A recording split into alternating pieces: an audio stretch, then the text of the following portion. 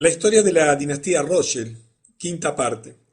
Hoy vamos a cubrir este periodo trascendente de la historia moderna, como lo son todos los periodos que hemos visto. Vamos a llegar hasta 1913, donde allí se produce dos hechos muy importantes en la historia de la humanidad que te están afectando tus vidas profundamente.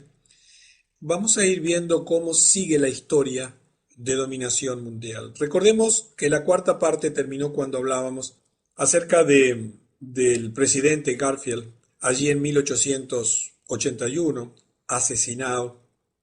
Él había afirmado que quien controla el volumen de dinero en nuestro país es dueño absoluto de toda la industria y el comercio. Cuando usted se da cuenta que de una forma u otra todo el sistema es muy fácil de controlar por unos pocos hombres poderosos, usted no tendrá que averiguar demasiado para saber cómo se originan los periodos de inflación y la depresión. Y él dura 100 días nada más porque se había tomado muy en serio el tema de controlar el poder de dinero, el poder financiero que ejercían los Rothschild. Ustedes recuerdan que la influencia se va ejerciendo en distintos ámbitos.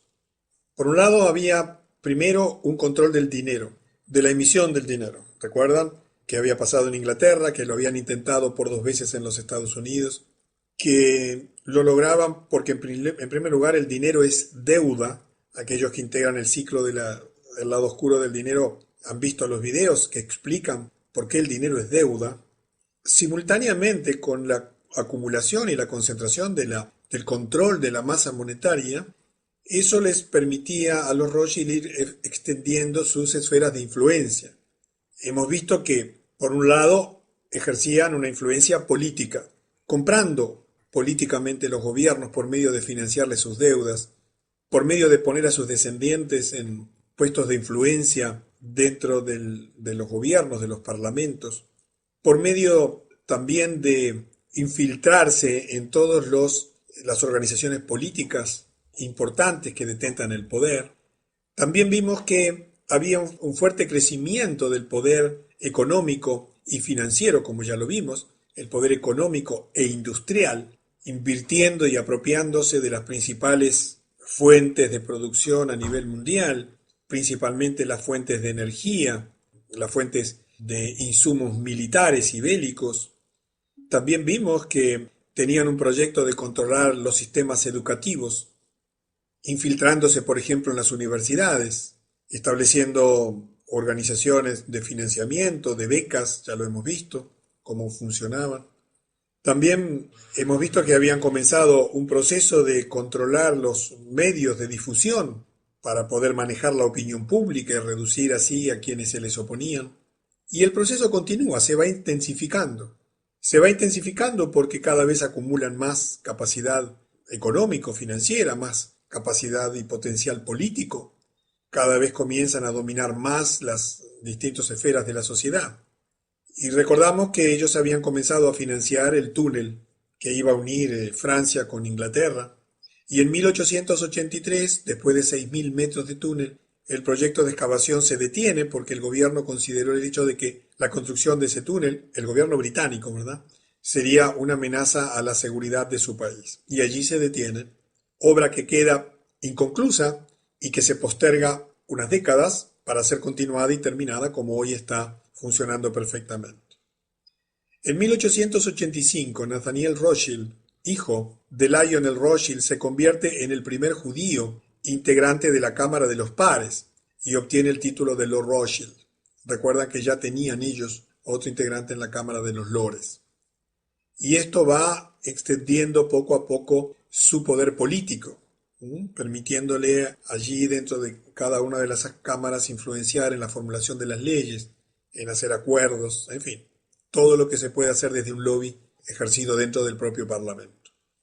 En 1886, el banco francés Rothschild, que era el Rothschild Frères, los hermanos Frères, obtiene grandes cantidades de yacimiento de petróleo en Rusia y forma la compañía Caspian and Black Sea Petroleum Company, que rápidamente se convierte en el segundo productor mundial de petróleo más grande del mundo. Yo quiero que comprendas que si hoy todavía dependemos del petróleo, no es porque no existan energías alternativas para que tu vehículo pudiese funcionar sin contaminar y con mucho menos costo. sino porque es parte de un proyecto de dominación mundial que les permite hacer depender a toda la sociedad de su propia producción, fijando abusivamente precios, controlando la oferta y demás. Dentro de este proceso de crecimiento económico, en 1887, un gran traficante de opio de China, Edward Sassoon, se casa con Aline Caroline de Rothschild. Era nieta de Jacob Rothschild, Santiago Meyer. El padre de Aline, que se llamaba Gustavo, junto con su hermano Alfonso, se hizo cargo del brazo francés de los Rothschild tras la muerte del padre de Jacob. Y los Rothschild financian la función de las minas de diamante de Kimberley, en Sudáfrica.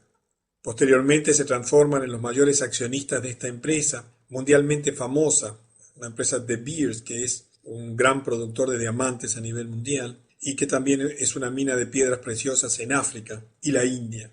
Hoy detentan prácticamente el dominio de todo eso en exclusividad por parte de los Rothschild, con todo el valor que significa a nivel mundial el disponer de este tipo de producción. En 1891, el líder de los laboristas británicos, uno de los dos partidos políticos principales, ¿verdad?, hace la siguiente declaración sobre el tema Rothschild. Este equipo de chupasangres, esto es textual, ¿verdad? Está escrito y documentado. Este equipo de chupasangres ha sido la causa del daño incalculable y la miseria en Europa durante el presente siglo, siglo XIX, y ha acumulado su riqueza prodigiosa, principalmente a través de fomentar las guerras entre estados que nunca se deberían haber peleado. Ya sabemos que las guerras eran fomentadas y financiadas a través de los grupos, de los diferentes grupos Rothschild. Cada vez que hay problemas en Europa, siempre que circulan rumores de guerra y que las mentes de los hombres se angustian por el miedo al cambio y la calamidad, usted, decía este líder laborista, puede estar seguro de que una nariz ganchuda de algún Rothschild está en sus juegos en algún lugar cercano a la región de la perturbación. Recordemos que estamos en el siglo XIX. Las posibilidades de comunicación y de difusión de sus andanzas, de las andanzas de los Rothschild, de la acumulación de poder, eran tremendamente limitadas. Estaban limitadas a una prensa que crecía, estaban limitadas a la edición de libros que no eran consumidos a gran escala, y estaba limitada por nuevos medios de comunicación que surgían. Para ellos era absolutamente necesario tener controlada todo este tipo de críticas, todo este tipo de denuncias, todo lo que significara mostrar la historia verdadera y denunciar la historia oficial. Y así como consecuencia de esa preocupación, los Rothschild hacia el final del 800 compran la agencia de noticias Reuters, comenzando el proceso de control sobre los medios de comunicación. De esto ya hemos hablado y sabemos perfectamente que el 96%, mira que yo te estoy dando una cifra que se comprueba, digo, el 96% de los principales medios de comunicación, grandes noticias, canales de noticias de televisión a nivel del mundo, las agencias tipo Reuters, las revistas de influencia tipo Life y todo ese tipo de publicaciones, son propiedades de un pequeño grupo de familias vinculadas a los Rothschild. Y de nuevo digo, esto no es otra cosa que una denuncia fácilmente comprobable y que tiene su lógica, porque hoy todos los medios de información están absolutamente controlados, lo cual les permite filtrar la información que quieren y mostrar lo que desean y lo que no desean, difamar, alterar, según ya hemos visto también como parte de su proceso. En 1895, Edmund James de Rothschild, el hijo menor de Jacob Meyer Rothschild, visita Palestina. Fíjate que aquí comienza otro proceso muy importante que está afectando profundamente nuestras vidas porque está por tener lugar la Tercera Guerra Mundial. Y la Tercera Guerra Mundial va a tener como chispa el Medio Oriente. Observa lo que comenzó a gestarse en 1895. Allí visita Palestina y posteriormente provee los fondos para fundar las primeras colonias judías, con el objetivo a largo plazo de crear un país financiado por los Rothschild. Las primeras colonias judías no llegaron porque un grupo de colonos se les ocurrió, inspirados en Yahvé, que tenían que volver allí. Las primeras colonias judías llegaron a Palestina porque fue parte de un proyecto. Y a veces cuando uno dice este tipo de cosas, quienes escuchan pueden decir, pero ¿será así? Yo te digo que existen documentos escritos con palabras de este señor, porque te vas a sorprender de lo que te voy a contar. En 1897, los Rothschild fundan el Congreso Sionista para promover el sionismo. El sionismo es un movimiento político, no es un movimiento religioso ni étnico, es un movimiento político que nace con el gran objetivo político de trasladar todos los judíos en un Estado-nación singularmente judía, unirlos, la diáspora que había en el mundo, y organizan su primera reunión en Múnich. Pero los judíos vivían en sus países tranquilamente, no tenían problemas, y por lo tanto tuvieron una fuerte oposición a este proyecto los Rothschild. No pudieron hacerlo en Múnich, debido a la oposición de los judíos locales, y debieron trasladar la reunión a Basilea, en Suiza, que se llevó a cabo el 29 de agosto. Allí tienes el local, un dibujo del local donde se celebró, y que fue una reunión secreta, totalmente documentada, pero que fue una reunión secreta. Y allí aparece un personaje que hoy es muy importante, venerado por los judíos, que se llamó Theodor Herzl. De Herzl existen algunas obras escritas, por ejemplo, El Estado Judío, pero también sus diarios. Diarios que si bien han sido expurgados allí, alterados, contienen sus ideas. Y una de esas ideas, que es, digamos, fuerte en su concepto y en su expresión, decía que como parte del proyecto que ellos tenían de fundar el Estado de Israel y de fomentar, digamos, un mayor nacionalismo, era aumentar los sufrimientos de los judíos y les ayudaría en la organización de sus planes. Él decía que tenía una idea, inducir a los antisemitas a atacar la riqueza judía, para de ese modo usar a los antisemitas como una ayuda para fomentar un mayor nacionalismo y una mayor necesidad de unirse y de agruparse y de volver y de permitir el fundar nuevamente su Estado, favorecidos por la persecución y la opresión a los judíos. Y él, como parte de sus planes, pensaba que de ese modo los antisemitas serían sus mejores amigos. Este tipo de afirmaciones que están documentadas, fíjese que coincide con lo que ocurrió en ese mismo congreso, porque él es elegido como presidente de la organización sionista y adopta como bandera del Estado en formación nada menos que el hexagrama rojo o el sello Rothschild, que ya lo conocemos porque lo hemos visto en la primera de esta serie de conferencias, sabemos su significado. Aquí a la derecha tienes el hexagrama rojo y en la parte inferior la bandera de Israel. Esa bandera de Israel se estableció como bandera oficial 51 años después, en 1948, cuando se funda el Estado de Israel. ¿Y cómo es posible que un país libre y soberano que tenía como intención, por lo menos es lo que la historia oficial dice, reunir a la diáspora judía en el mundo allí, en la tierra de sus antepasados, utilizan como símbolo un hexagrama absolutamente, yo tengo que decir la palabra, perteneciente a los Illuminati, luciferiano? Es impresionante cuando tú miras la historia y cómo devino. ¿Por qué no se utilizó otra simbología? Edward Henry Harriman se convierte en ese momento en director de la Union Pacific Railroad, una línea de trenes muy importante en los Estados Unidos, y toma además el control de la línea ferroviaria del sur, la Southern Pacific. Y todas esas adquisiciones fueron financiadas por los Rothschild como parte de su dominio y de su crecimiento económico. Y en 1898 muere Ferdinand de Rothschild. Pero continuemos para seguir hilando los hechos, porque cuando miramos un hecho aislado, quizás no lo podemos integrar al rompecabezas. Pero cuando a lo largo de estas conferencias vamos viendo el desenvolvimiento de los hechos, entendemos cómo cada pieza encaja en su lugar. Y más allá de la sorpresa que pueda causar, es lógico, es coherente el hecho, el suceso que se presenta dentro del plan general. En 1901, los judíos de las colonias establecidas en Palestina por Edmund Rothschild envían una delegación para solicitarle lo siguiente: si usted quiere guardar el Yishub, yo lo leo literalmente, el asentamiento judío, En primer lugar, saque sus manos de allí, le pedían los propios colonos. Y por primera vez, permítanos a los colonos la posibilidad de corregir por nosotros mismos lo que sea necesario corregir. Habían comenzado a crecer dentro de esas colonias el dominio político basado en la financiación, en el poder del dinero por parte de los Rothschild. Edmond Rothschild se enoja severamente por esta solicitud y afirma: yo creé el Yishuv, solo yo. Por lo tanto, ningún hombre, ni colonos, ni las organizaciones tienen derecho a interferir en mis planes. Y nuevamente estos son documentos históricos que cualquier persona puede confirmar.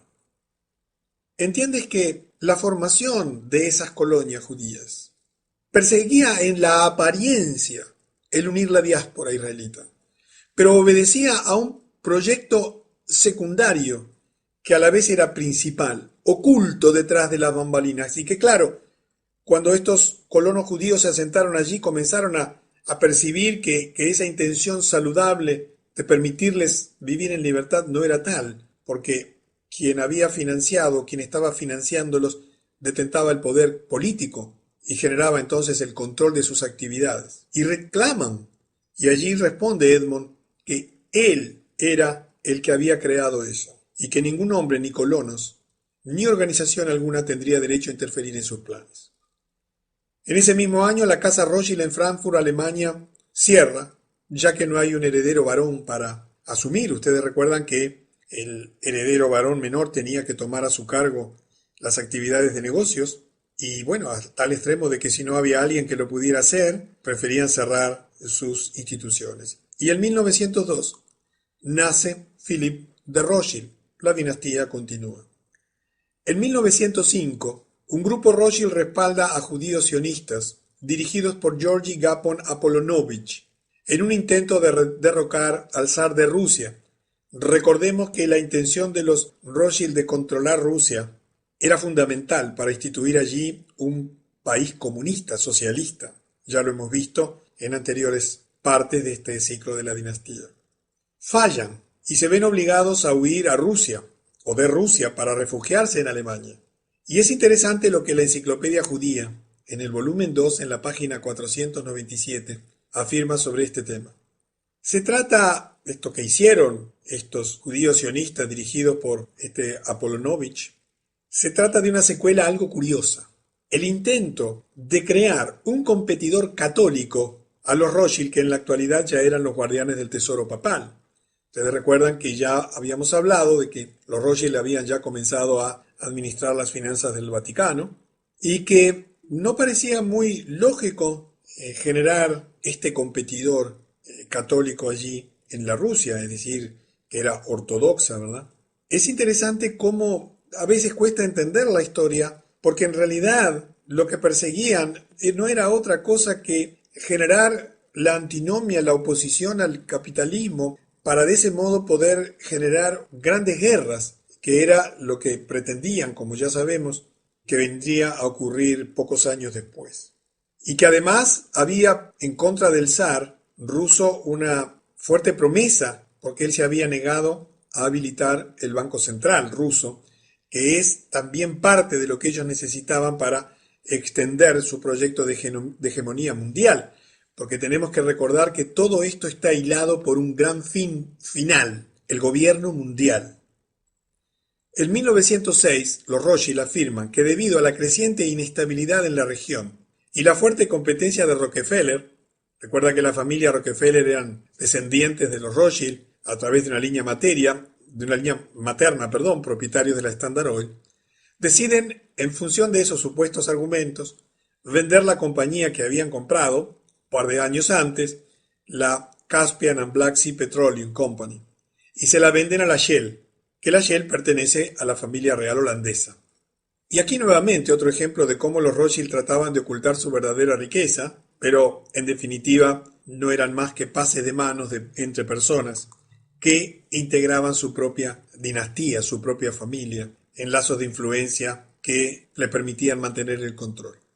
En 1907, Jacob Schiff Rothschild, el jefe de Kuhn, Loeb & Co., recuerda que esta persona la habían puesto allí en Estados Unidos para ir generando el esquema de situación necesarios para reinstalar el Banco Central, cuya concesión habían perdido algunas décadas antes. En un discurso ante la Cámara de Comercio de Nueva York advierte que, a menos que tengamos un banco central con un control adecuado de los recursos de créditos, este país va a sufrir el pánico de dinero más grave y de largo alcance de la historia. Yo sé que tú conoces la crisis de 1929, pero ¿sabías que en 1907 había habido un pánico financiero gravísimo en los Estados Unidos? Que surgió de la nada, que vino como por arte de magia. Porque tú tienes que entender que la manera en que tienen para administrar las crisis, los pánicos financieros, es a través del dinero. Como ellos detentan los préstamos, si te dicen que no te renuevan, automáticamente tienes que pagar. Si dicen que no financian, que te iban a dar un préstamo y te lo quitan, automáticamente quedas desfinanciado. Para ellos manejar estas cosas es de una facilidad enorme. Vender acciones y hacerlas caer, ya hemos visto ejemplos. De pronto América en 1907, luego de las palabras de este hombre, se encuentra en medio de otra carrera típica de las crisis Rothschild, de ingeniería financiera, que como de costumbre arruinan la vida a millones de personas inocentes en todos los Estados Unidos, mientras se transfieren millones a los Rothschild. En 1909 se funda una institución sumamente curiosa que por supuesto existe hasta el día de hoy, pero fue curiosa por las características de su comienzo. Jacob Schiff funda la Asociación Nacional para la Promoción de la Gente de Color. Tiene las siglas en inglés, las puedes ubicar. Esto se hizo para generar una asociación que, manejada políticamente, incitase a la gente negra a amotinarse, a hacer saqueos y otras formas de desorden, a rebelarse, con total justicia, por la condición de esclavitud y de dolor en que estaban sometidos. Si bien la esclavitud había sido abolida, las consecuencias de ella todavía eran vigentes, con el fin de generar una división entre las comunidades blancas y negras. ¿Tú recuerdas que esto era parte de aquel proyecto Illuminati que se puso por escrito, lo recuerdas, por Adam Weishaupt? El historiador judío Howard Shahar establece lo siguiente en su libro Historia de los judíos en los Estados Unidos. En 1914, el profesor emérito Joel Spingarn de la Universidad de Colombia se convirtió en presidente de la Asociación Nacional para la Promoción de la Gente de Color y reclutó para su junta directiva a líderes judíos como el propio Schiff, Jacob Billinkoff y el rabino Stephen Wise. Otros cofundadores incluyeron una enorme cantidad de judíos, como Julius Rosenthal, Lillian Wald, un rabino. Pero lo increíble es que se fundó en 1909 para fomentar el avance, el desenvolvimiento, el desarrollo de la gente de color, y su primer presidente negro vino a ocupar la presidencia 11 años después, en 1920. Fue James Weldon Johnson. Esta institución no fue creada para el desenvolvimiento de los negros. Fue creada para generar la rebelión de los negros, que era otra cosa muy diferente, porque el desenvolvimiento se pudo haber desarrollado a través de lobbies políticos, favoreciendo leyes y demás, dada la influencia que tenían los Rothschild. Pero en realidad sus intereses no eran esos, sino usarlos para generar conflictos y de ese modo alterar el buen funcionamiento de las sociedades y utilizar allí sus esquemas de influencia, financiamientos de armas, de control, etcétera, leyes opresivas, para ir poco a poco controlando todos los aspectos de la sociedad. Hablando de este señor Schiff, que tiene una importancia fundamental en la historia moderna porque es nada menos que el gran orquestador de todas las instituciones que fueron creadas en esos primeros años de los 1900 y particularmente, como ya sabes, el Banco Central de los Estados Unidos. Se describía de esta manera en 1912 en la revista Truth Magazine, donde se decía: el señor Schiff es la cabeza de una gran casa de banca privada, de Kuhn, Loeb y Co., y que representa los intereses de Rothschild en este lado del Atlántico. Ha sido descrito como un estratega financiero y ha sido durante años el ministro de Finanzas verdadero del gran poder impersonal conocido como la Standard Oil. Fue de la mano con los Harriman, los Gould y los Rockefeller en todas sus empresas de ferrocarril y se ha convertido en la potencia dominante en el ferrocarril y en el poder financiero de los Estados Unidos.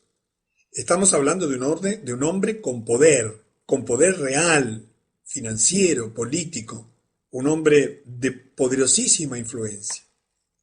Y aquí vamos a finalizar esta quinta parte con dos acontecimientos absolutamente centrales en la historia de la humanidad. Uno de ellos por sus consecuencias económicas y otro por sus consecuencias políticas, que describen la manera en que procede el sionismo internacional. En 1913 ocurrió lo siguiente. El 4 de marzo, Woodrow Wilson fue elegido como el 28º presidente de los Estados Unidos. Poco después de asumir el cargo, fue visitado en la Casa Blanca por Samuel Untermyer, del bufete de abogados Guggenheim, Untermyer y Marshall, en relación a un chantaje que el presidente había recibido por $40,000 debido a un affair que él había tenido mientras era profesor en la Universidad de Princeton con la esposa de un profesor becario. El presidente Wilson no disponía de dinero para enfrentar el chantaje, por lo que los voluntariosos, entre comillas, Untermyer, pagaron los $40,000 de su propio bolsillo a la mujer con la que Wilson había tenido la aventura, con la condición de que Wilson nombraría en la primera vacante en la Corte Suprema de los Estados Unidos a un candidato recomendado por Untermyer. Wilson aceptó el chantaje y el acuerdo, prometiendo cumplir su promesa en la Suprema Corte. Yo quiero retrotraerte a 1700 y pico, cuando en las cosas que se ponían por escrito por parte de los Illuminati se utilizaban este tipo de elementos para chantajear inclusive y dominar inclusive al propio presidente de los Estados Unidos.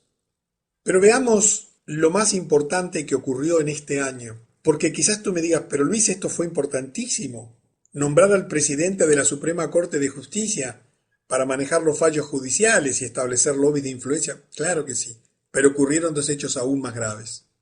Jacob Schiff establece la Liga Antidifamación, ADL, de los Estados Unidos. Yo no sé si tú conoces qué es esta Anti-Defamation League. Es una de las instituciones más poderosas de los Estados Unidos. Esta organización se formó para difamar a cualquier persona que cuestione o impugne a los Rothschild o a los judíos como antisemita. ¿Has notado que cada vez que alguien habla en contra de los judíos, en realidad cada vez que alguien habla tanto en contra de los judíos injustificadamente como en contra del sionismo justificadamente, inmediatamente es tachado de antisemita? Quizás en tu país no sea tan grave como en los Estados Unidos, pero quienes están en los Estados Unidos de hace un tiempo conocen el poder de la ADL. La ADL ha sido creada para generar odio entre los norteamericanos, para limitar la capacidad de expresión, para impedir que cualquier persona pueda hacer el menor comentario. Las denuncias de la ADL son poderosas e influencian profundamente la vida de los Estados Unidos. Eso explica por qué existe una historia oficial que es sin discusión, donde cualquier persona que denuncie inmediatamente es tratada de antisemita en todas partes del mundo. Aquí en mi país no existe la liga esta antidifamación, pero sí existe la influencia política en los medios de comunicación para evitar toda crítica, porque a veces las críticas son valiosas, las valoraciones son necesarias, a veces son bien fundamentadas y su atención generaría buenas consecuencias. Sin embargo, son absolutamente prohibidas. Quiero que entiendas que esto no fue creado por Schiff, igual que la Liga de Promoción de los Negros, por casualidad. Fue creada como una herramienta más necesaria para controlar la opinión pública y evitar las denuncias de las atrocidades que cometían. Pero llegamos a la frutilla de la torta. Llegamos al hecho central que explica lo que está ocurriendo en nuestros tiempos modernos, y es la creación del tercer banco definitivo de los Estados Unidos. En 1913, curiosamente el mismo año en que se fundan la ADL y la Liga de Desenvolvimiento para los Negros, también crean el último banco central y actual Banco Central de los Estados Unidos, la Reserva Federal, Fed por sus siglas en inglés. El congresista Charles Lindbergh, el aviador, ese mismo, tras la aprobación de la ley de la Reserva Federal el 23 de diciembre, dijo: «La ley establece el más gigantesco acto de confianza en la tierra. Cuando el presidente firme este proyecto de ley, el gobierno invisible del poder monetario será legalizado. el crimen más grande de todos los tiempos es perpetrado por el presente proyecto de ley de banca y moneda. Es importante saber que la Reserva Federal es una empresa privada. El Banco Central de los Estados Unidos es una empresa privada, que no es ni federal, ni tampoco tiene ninguna reserva, que ni una sola vez en su historia ha publicado sus balances o ha sido auditada.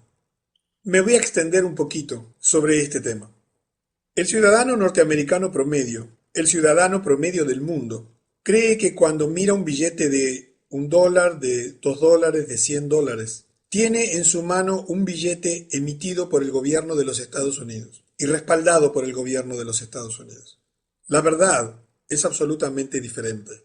Si tú tienes $1 en tu bolsillo o en tu cuenta bancaria, tienes un papel pintado que ha sido emitido por una imprenta.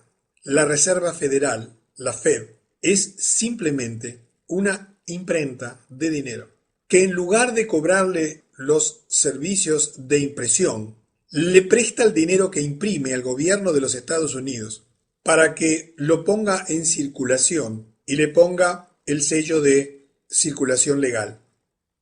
En este momento, mientras hablamos, se están imprimiendo permanentemente cifras astronómicas de dinero, a tal punto que está comenzando a sospecharse que no tienen capacidad suficiente de impresión para atender a la impresión de los trillones de dólares que se están imprimiendo en este momento.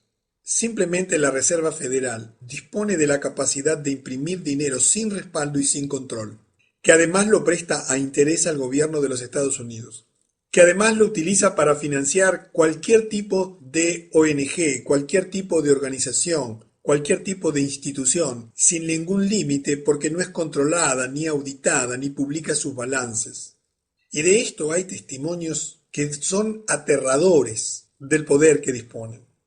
Yo espero que después de conocer esta sucesión de argumentos, se te empiece a armar un poquito mejor el rompecabezas.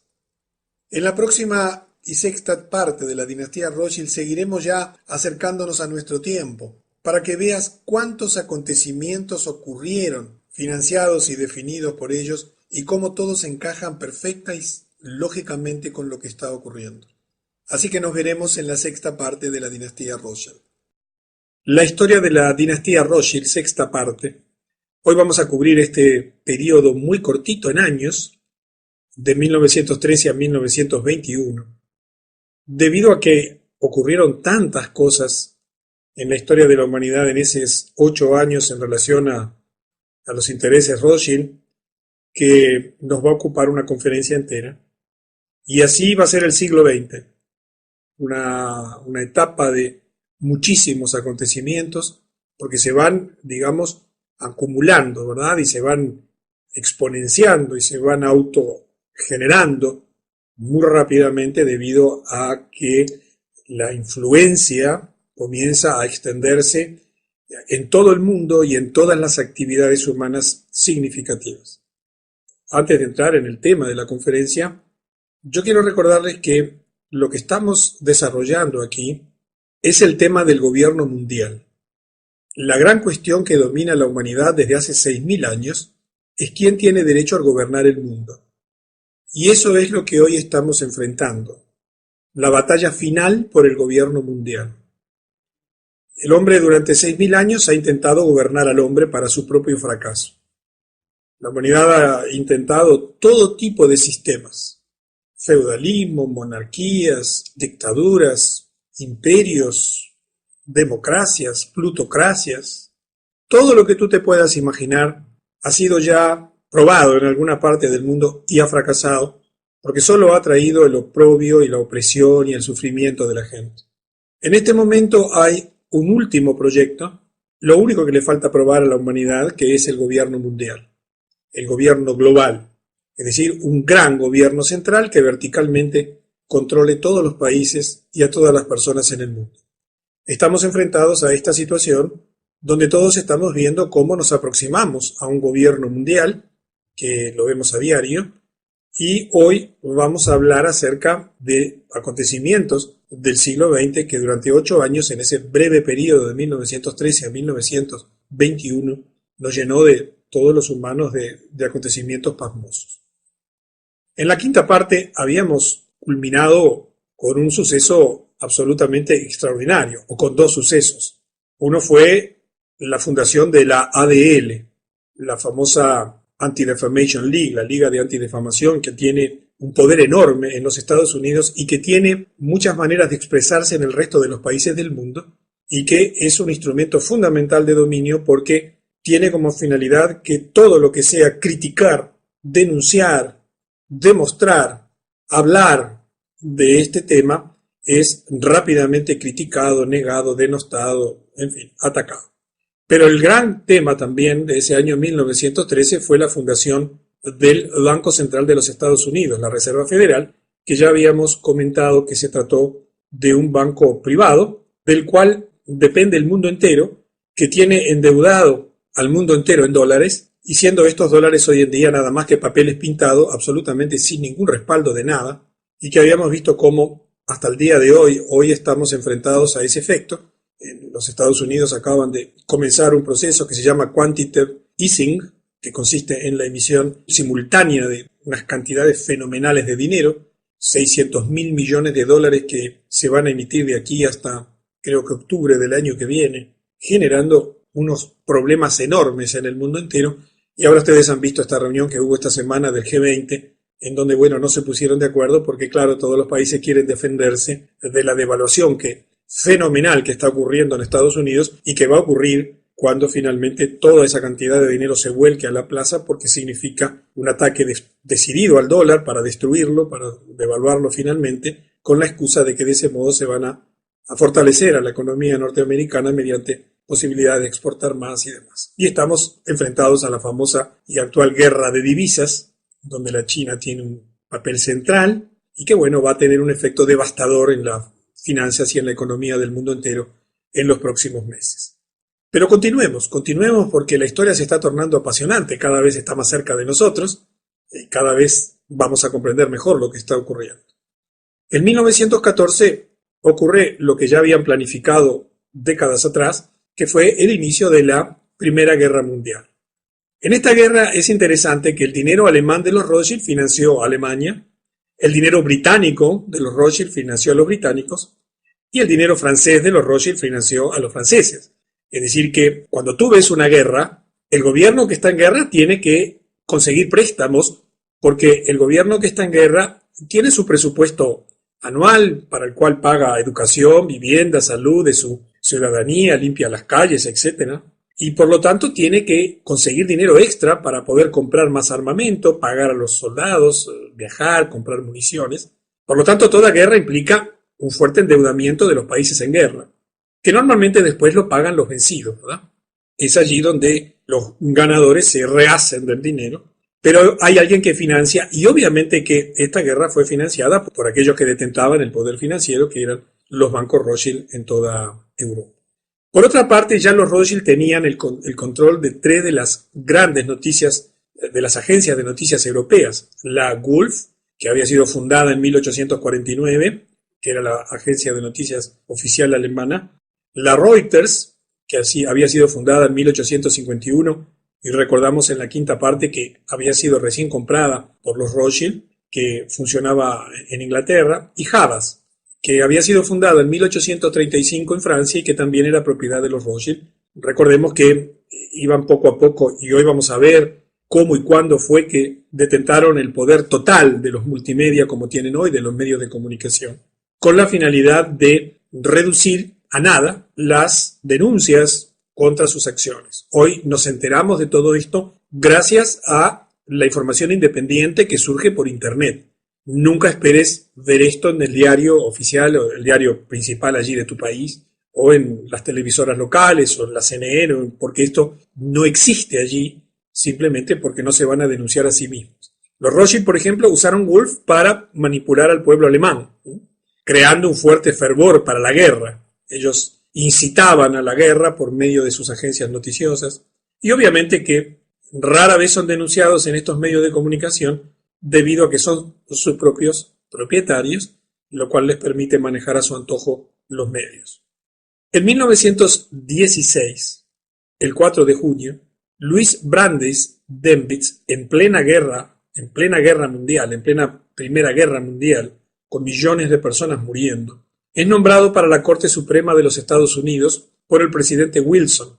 Recordamos que había sufrido un chantaje del cual salió porque este abogado Samuel Untermyer, de un bufete muy importante, pagó los $40.000 del chantaje, pero con la condición de que, llegado el momento, a la Suprema Corte de la Justicia de los Estados Unidos iría una persona de confianza de ellos, y llegó la oportunidad. Y allí se colocó a este señor, que es muy importante también en la historia de Rothschild y en la historia de la humanidad, Louis Brandeis Bendix. El juez Brandeis era también el líder electo del Comité Ejecutivo de Asuntos Sionistas, cargo que ocupaba desde 1914. Esto es muy importante, ¿sí? Recordamos que se había creado la organización sionista, había un comité sionista internacional, y él había sido el líder electo de ese Comité Ejecutivo de Asuntos Sionistas desde 1914 y va a tener una participación fundamental en el siglo pasado en el desarrollo de los acontecimientos. En la mitad de la Primera Guerra Mundial, allí en 1916, Alemania estaba ganando la guerra, ganando claramente la guerra. ¿Por qué? Porque recibía un financiamiento de los Rothschild mucho mayor que Francia, Italia e Inglaterra.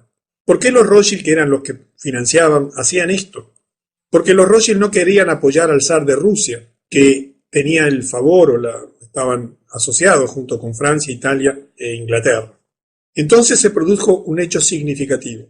Alemania, a pesar de que estaba ganando la guerra, y sin que un solo soldado extranjero hubiera ingresado en territorio alemán, ofreció el armisticio a Gran Bretaña, sin exigir reparaciones de guerra.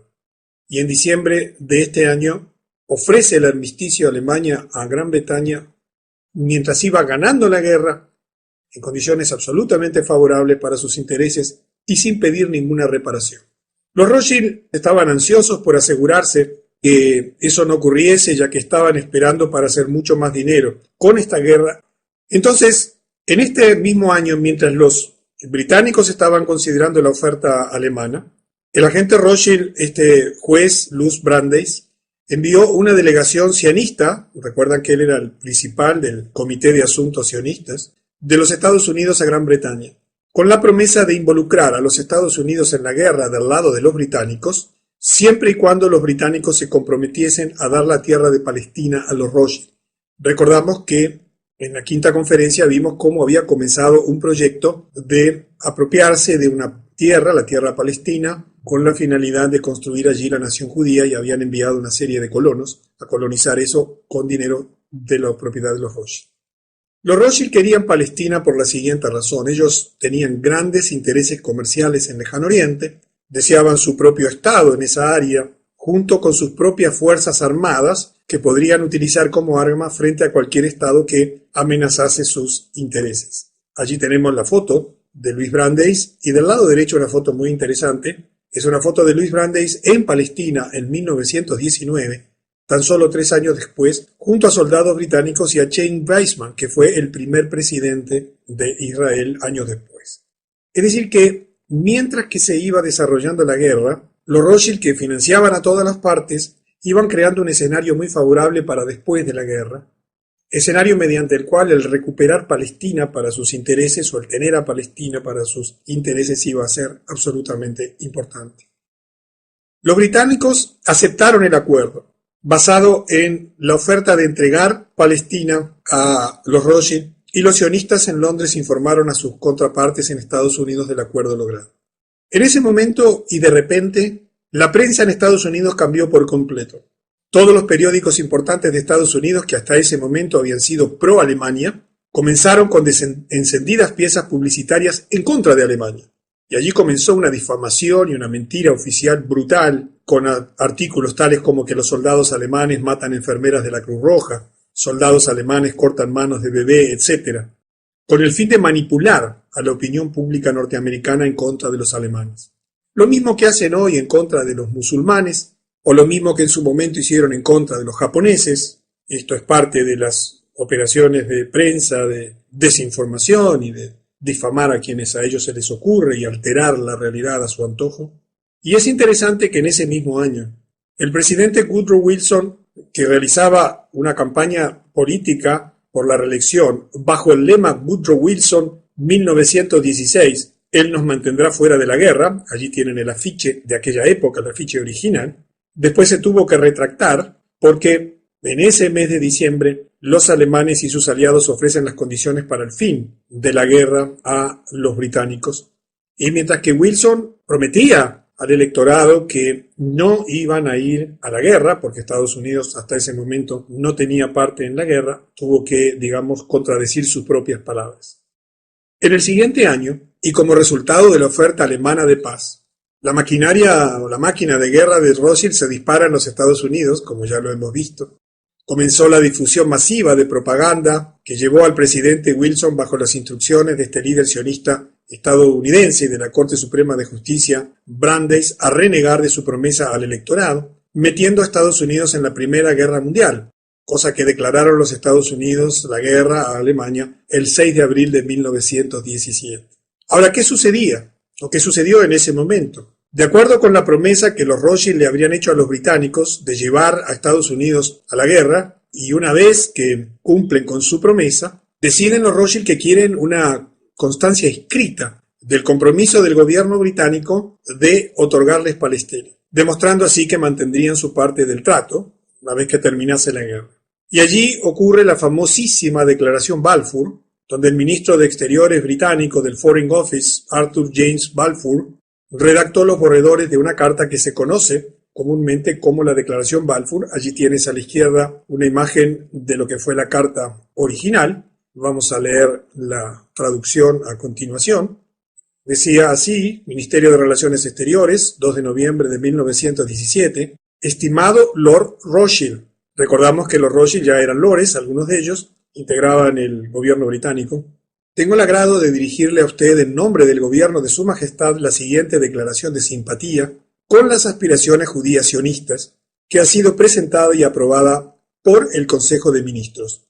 El gobierno de Su Majestad ve favorablemente el establecimiento en Palestina de un hogar nacional para el pueblo judío y usará sus mejores esfuerzos para facilitar la consecución de este objetivo, quedando claramente entendido que no se hará nada que pueda perjudicar los derechos civiles y religiosos de las comunidades no judías en Palestina o los derechos y la condición política que gozan los judíos en cualquier otro país. Le agradecería poner esta declaración en conocimiento de la Federación Sionista. Le saluda atentamente James Arthur Balfour. Quiero que prestes especial atención a el entendido bajo el cual el gobierno británico concedía Palestina a los Rothschild a través de las organizaciones judías sionistas. El entendido era que no se haría nada que pudiera perjudicar los derechos civiles y religiosos de las comunidades no judías en Palestina. Como vamos a ver, solo el 1% de los habitantes de Palestina eran judíos, los demás eran palestinos, eran árabes, tenían sus creencias y no deberían haber hecho nada en contra de ellos, a la vez que nada en contra de los derechos y la condición política que gozan los judíos en cualquier otro país. Y vamos a entender un poquito mejor estas frases, porque esto tiene relación directa con lo que está ocurriendo en nuestro tiempo. En ese mismo año los Rothschild ordenan la ejecución por los bolcheviques, aquí cambiamos de tema, que estaban bajo su control, la ejecución del zar Nicolás II y toda su familia en Rusia, a pesar de que el zar había abdicado ya el 2 de marzo para evitar derramamiento de sangre en su país. Esto se ordenó por parte de los Rothschild para, por un lado, obtener el control del país. También se ordenó como un acto de venganza contra el zar Alejandro I. Recuerdan que él había bloqueado el plan Rothschild de gobierno mundial en 1815 en el Congreso de Viena. Y también en contra del zar Alejandro II, al que asesinaron, por el apoyo ofrecido al presidente Abraham Lincoln en 1864. No sé si recuerdan ese episodio de conferencias anteriores, cuando él le ofreció la propia armada para defender a su gobierno. En oportunidad en que los Rothschild estaban presionando a Lincoln porque les había quitado el control de la emisión del dinero. Era muy importante masacrar a toda la familia real, incluyendo las mujeres y los niños, con el fin de hacer realidad la promesa hecha por Nathan Mayer Rothschild en 1815, y efectivamente mataron a toda la familia Romanov, como es un episodio muy conocido en el mundo entero.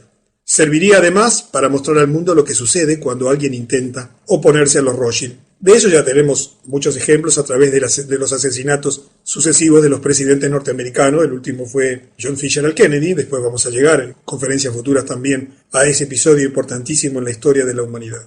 Observen la cantidad de hechos que simultáneamente se están dando.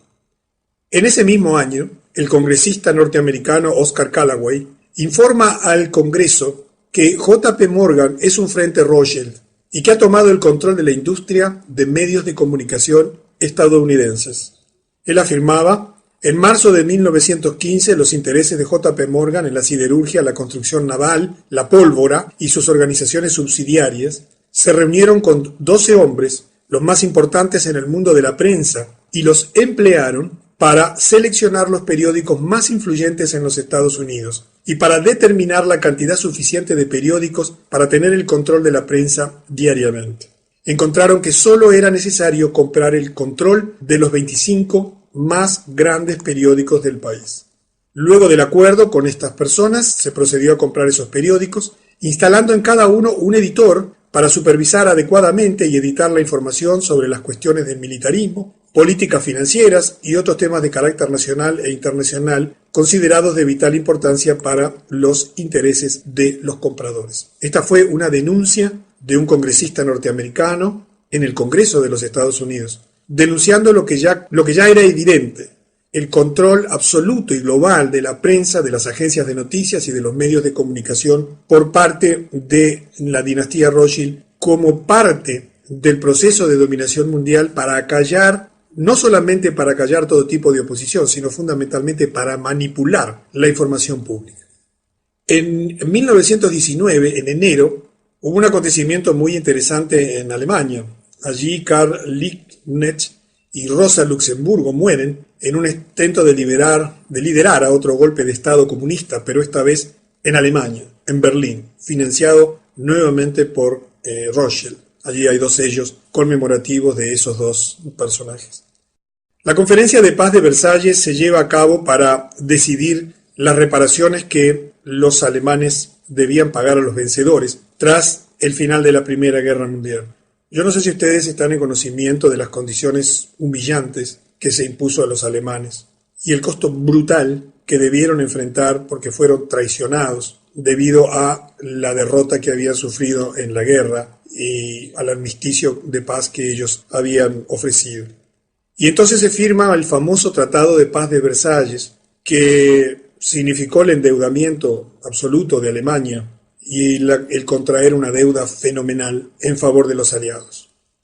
Es interesante que en ese mismo momento una delegación de 117 sionistas, encabezado por Bernard Baruch, trae a colación el tema de la promesa de Palestina para ellos. Recuerdan que la declaración Balfour había sido en 1917 y estamos ahora en 1919. En este punto, los alemanes se dieron cuenta que habían sido traicionados y se dieron cuenta por qué los Estados Unidos se habían puesto contra ellos y bajo qué influencia, obviamente la de los Rothschild, porque los Estados Unidos estaban fuera de la guerra y los alemanes no entendían por qué se habían puesto en guerra con ellos, si nada habían hecho los alemanes en contra de los norteamericanos. Y la excusa fue, o el verdadero argumento fue, esta intención y esta promesa del gobierno inglés de conceder Palestina a cambio de la intervención de los Estados Unidos en la guerra, lo cual naturalmente volcó los intereses, el transcurrir de la guerra en favor de los aliados. Los alemanes, por supuesto, se sintieron traicionados por los sionistas. Esto se debió a que en el momento en que los Rothschild hicieron su acuerdo con Gran Bretaña para Palestina a cambio de traer a Estados Unidos a la guerra, fíjense que Alemania era el país más amigable del mundo hacia los judíos. Yo no sé si estás en conocimiento que en el Edicto de Emancipación Alemán de 1822 se garantizaba a los judíos de Alemania todos los derechos civiles de que gozaban los alemanes. Alemania fue el único país de Europa que no impuso restricciones a los judíos, inclusive dándoles refugio, cuando tuvieron que huir de Rusia después del primer intento de golpe fallido del Estado comunista en el año 1905. Hay una historia muy extensa sobre eso. Allí tienes una ilustración sobre el tema. Es decir, que cuando vino el pogrom en 1905, allí el intento de golpe de Estado comunista en Rusia, como falló, bueno, los judíos que estaban en la avanzada de eso tuvieron que huir, y Alemania fue el único país que los aceptó sin imponerle condiciones, inclusive dándole refugio. La verdad histórica es que Alemania era un país amigo de los judíos, y se sintieron por tanto traicionados por estas organizaciones sionistas que utilizaron una herramienta más, una de las tantas estratagemas que han hecho a lo largo de la historia. A pesar de todo, los Rothschild sostuvieron la ventajosa negociación, sin importar que se había derramado la sangre de millones y que se seguiría derramando, y como resultado Palestina se confirmó como la patria judía. Al mismo tiempo que para garantizar la autoridad de los Rothschild, Palestina permanecería bajo el control de Gran Bretaña, en tanto que Gran Bretaña a su vez era controlada por los Rothschild. Recordemos que Israel viene a ser reconocida como nación y constituida y fundada como nación en 1948, y que en realidad lo que había habido hasta ese momento era un acuerdo sobre la tierra de Palestina, pero que todavía no estaba fundado como nación. En ese momento, como te comentaba antes, menos del 1% de la población de Palestina era judía, y curiosamente, el anfitrión de la Conferencia de Paz de Versalles era su jefe, el barón Edmond de Rothschild. Yo no sé si esto te sorprende, si esto no te llama la atención, pero te vuelvo a repetir, el anfitrión de la Conferencia de Paz de Versalles era el jefe Rothschild, el barón Edmond de Rothschild. La Conferencia de Paz de Versalles incluyó un elemento fundamental también en la historia moderna. Se utilizó como un intento de los Rothschild para establecer un gobierno mundial, bajo el pretexto de poner fin a todas las guerras. Ese es el pretexto de la Liga de las Naciones, ahora lo veremos, y de las Naciones Unidas. Pero en realidad es un pretexto porque son guerras que ellos mismos están creando y financiando todo el tiempo como parte de su hegemonía mundial. Ese intento de los Rothschild se llamó la Liga de las Naciones Unidas. Y si bien afortunadamente esa liga no fue llegada a la práctica de una manera efectiva, porque no contó con el número suficiente de países para aceptarla, sirvió de base para la actual Naciones Unidas como instrumento principal de dominación mundial. No sé si sabes que las Naciones Unidas, que se crearon después de la Segunda Guerra Mundial, como veremos en próximas conferencias, es la continuadora, o la concreción, mejor dicho, de los intentos fallidos de los Rothschild durante el Congreso de Viena en 1815 y el Tratado de Paz de Versalles de 1919 para establecer la Liga de las Naciones. Porque lo que ellos necesitaban era un instrumento de dominación mundial que permitiese, a partir de esa institución, establecer las normas de funcionamiento para el mundo entero, como de hecho hacen las Naciones Unidas hoy, donde todo el Ministerio de Salud de tu país está absolutamente controlado por las Naciones Unidas, con acuerdos que ha firmado tu país, donde todos los sistemas de educación que hay en tu país vienen con directivas de la UNESCO, donde todos los sistemas de alimentación que hay en tu país, y lo vas a ver en los próximos años durísimos, vienen desde la FAO a través del Códex Alimentario, donde todo el sistema militar del mundo está gobernado por las Naciones Unidas a través de los distintos instrumentos que hay en cada uno de las áreas significativas del mundo. Debemos comprender de que se va apretando el circuito, se va perfeccionando el sistema que va a terminar en lo que hoy estamos viendo, un sistema de control mundial que está a punto de abatirse sobre todas las naciones del mundo. En 1919, el 29 de marzo, The Times de Londres informa sobre los bolcheviques en Rusia, y yo quiero que prestes atención a este informe, escrito como un informe central de la publicación del Times del 29 de marzo. Una de las características curiosas del movimiento bolchevique es que es altísimo el porcentaje de elementos no rusos entre sus líderes. De los 20 o 30 comisarios o líderes que constituyen el mecanismo central del movimiento bolchevique, no menos del 75% fueron judíos, y allí tienes a continuación, que después cuando recibas el video lo puedes mirar más en detalle, una estructura que se estima era el sistema de financiación de la revolución bolchevique. Esto es una constante en todos los organismos del mundo que tienen que ver con el control de los asuntos políticos, económicos y financieros de las naciones. A estos espías judíos se le dieron nombres rusos, de acuerdo a la tradición askenazi judía, para generar confusión, era parte de su estrategia de infiltrarse. Por ejemplo, Trotsky fue miembro del primer grupo, siendo su nombre original Bronstein. Allí tienes un dibujo de Trotsky, cuyo nombre verdadero es Lev Davidovich Bronstein, nacido en Ucrania de padres rusos judíos, y que fue un teórico y líder de las revoluciones de 1905 y de 1911. Estos grupos fueron enviados a todas las zonas de Rusia para incitar disturbios y rebeliones. A estos espías judíos, como dice allí, se le dio de forma oculta el nombre rusos, pero en realidad estaban ocultando nombres judíos. En 1919, a N.M. Rothschild & Sons se le adjudicó un papel permanente para fijar el precio mundial del oro cada día. Recordamos que este era el Banco Rothschild en Inglaterra. Y se llevó a cabo eso en sus oficinas de la ciudad de Londres todos los días a las 11 horas, en la misma habitación hasta hace muy poquito, el año 2004, donde todos los días el precio del oro era fijado, allí existiendo actualmente otros mecanismos, pero por supuesto también dependientes de la banca Rothschild. En 1920 hay una declaración escrita de Winston Churchill muy interesante. Él escribía en un artículo en el Sunday Herald el 8 de febrero, desde los días del líder Illuminati, decía Churchill, del líder Illuminati Weishaupt, ¿recuerdan? Aquel que había sido el que escribió todos los documentos que fundaron y que explicaron el proyecto y el desenvolvimiento Illuminati, a los de Karl Marx, a los de Trotsky. Esta conspiración a nivel mundial ha estado creciendo constantemente. Churchill, que era también un historiador y un estudioso de la historia, sabía muy bien de lo que estaba hablando. Y agregó, y ahora por fin, esta banda de personalidades extraordinarias del submundo de las grandes ciudades de Europa y América se han apoderado del pueblo ruso, convirtiéndose en los dueños indisputables de ese enorme imperio. Para 1920, Churchill tenía la convicción, por conocimiento y convicción moral, que los Illuminati, por medio de la banca Rothschild, se habían transformado en los dueños indisputables de ese enorme imperio, lo cual, y esto lo agregamos aquí en la charla, les iba asegurando el control de toda la tierra, de todo el mundo, de todos los gobiernos. En 1921, el año siguiente de esta declaración de Churchill, y bajo las órdenes de Jacob Schiff, y acá vamos a llevar a otro episodio absolutamente central en la historia de la humanidad, se funda el Council. ¿Recuerdan? Jacob Schiff, ¿verdad? Había sido el gran brazo operador de los Rothschild en Estados Unidos, el que influenció a Woodrow Wilson, el que logró infiltrarse en el Senado y en el Parlamento de los Estados Unidos para conseguir una maniobra fraudulenta para obtener la Reserva Federal. Un hombre fundamental, recordamos en la historia, Jacob Schiff. Se funda bajo las órdenes de Jacob Schiff el Council on Foreign Relations, CFR.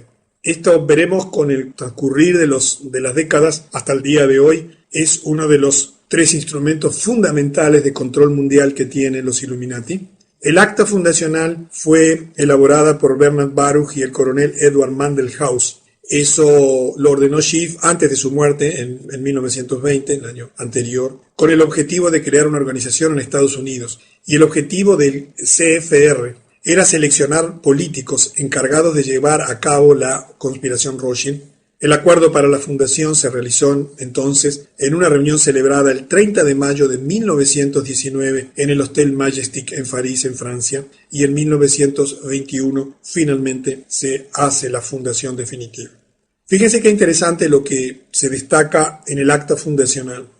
El número de miembros del CFR en el inicio fue aproximadamente de unas 1,000 personas en los Estados Unidos. La membresía incluía a los jefes de las principales corporaciones comerciales e industriales en los Estados Unidos, a todos los banqueros internacionales con sede en Norteamérica y a todos los jefes de todas las fundaciones libres de impuestos, porque tú sabes que todas las fundaciones que ellos han creado a su vez están libres de impuestos porque se han encargado de en cada uno de los países exonerar de impuestos a sus propias fundaciones. Es increíble esto, pero todo el tema de las grandes fundaciones tipo Rockefeller y todas las demás no pagan impuestos. Yo que he estudiado un poco ese tema, es increíble cómo maniobraron para en todos los países tener grandes fundaciones libres de impuestos. Es fantástico. Bueno, pero sigamos.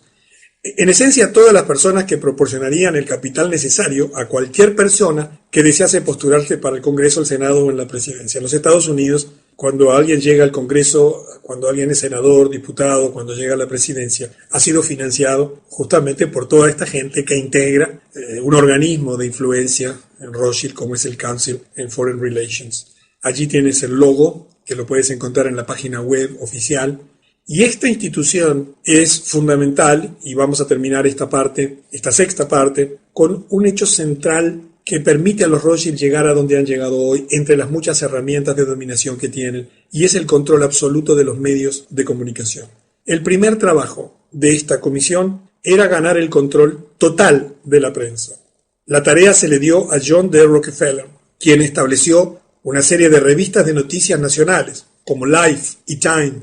Financió a Samuel Newhouse para comprar y establecer una cadena de periódicos en todo el país, y a Eugene Meyer, que pasaría a comprar muchas publicaciones tales como el Washington Post, Newsweek y la revista The Weekly.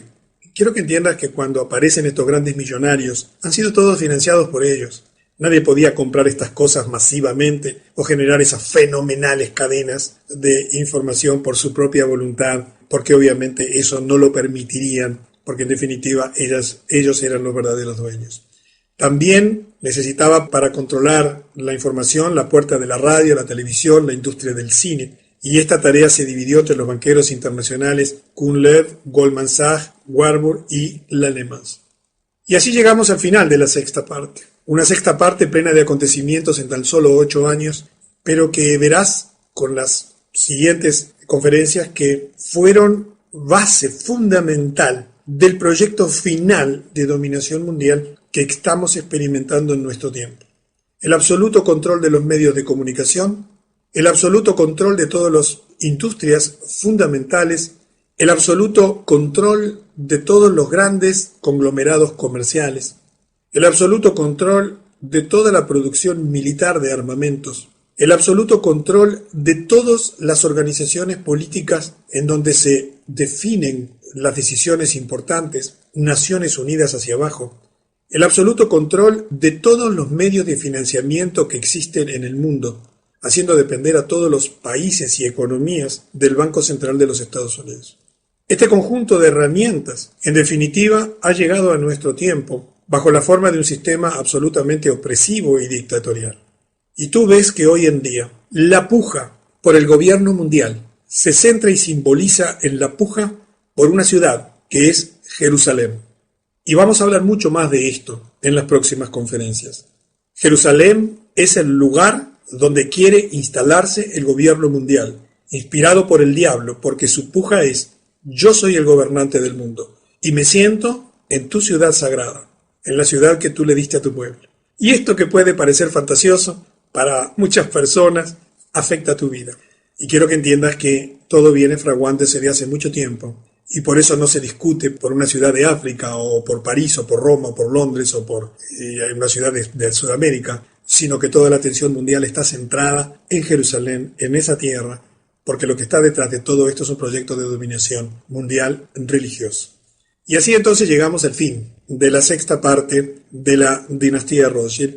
Te espero en la séptima parte, donde vamos a tener nuevos y asombrosos acontecimientos en la historia moderna de la humanidad.